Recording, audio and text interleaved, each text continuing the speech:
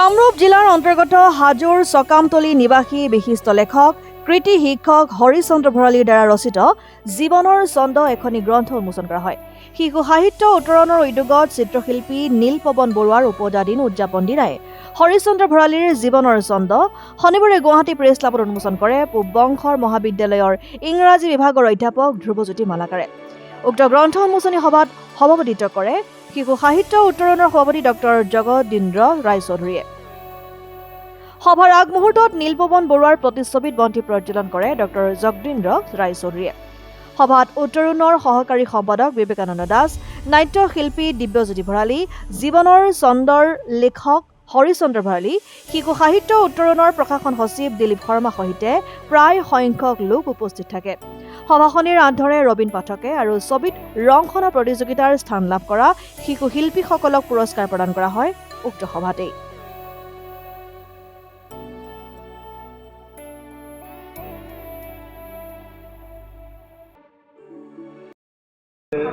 মানে এটা ভাল সুখী জীৱন লাভ কৰিব পাৰি বা এটা কৃতকাৰ্য জীৱন লাভ কৰিব পাৰি এই সম্পৰ্কে নিশ্চয় যথেষ্ট জ্ঞান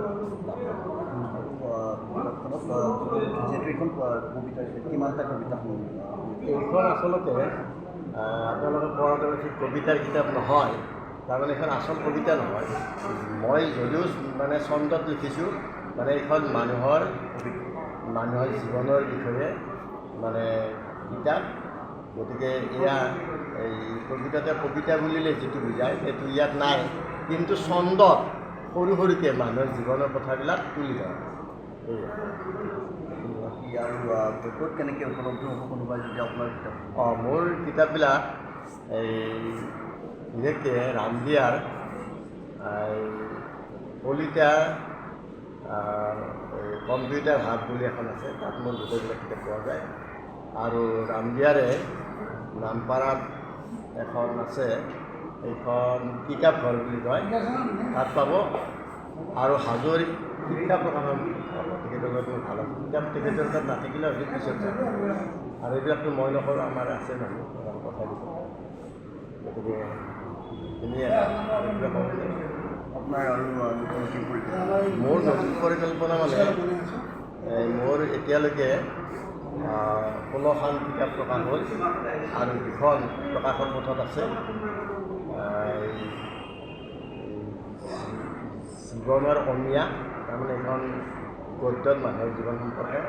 তাৰপিছত মোৰ জীৱন মোৰ প্ৰেম বুলি এখন, মানে এইখন প্ৰকাশ হ'ব। তাৰোপৰি আৰু 2খন কিতাপ মই এই 31 ডিচেম্বৰৰ ভিতৰত এই প্ৰকাশ কৰিম বুলি এটা আশা কৰিছোঁ।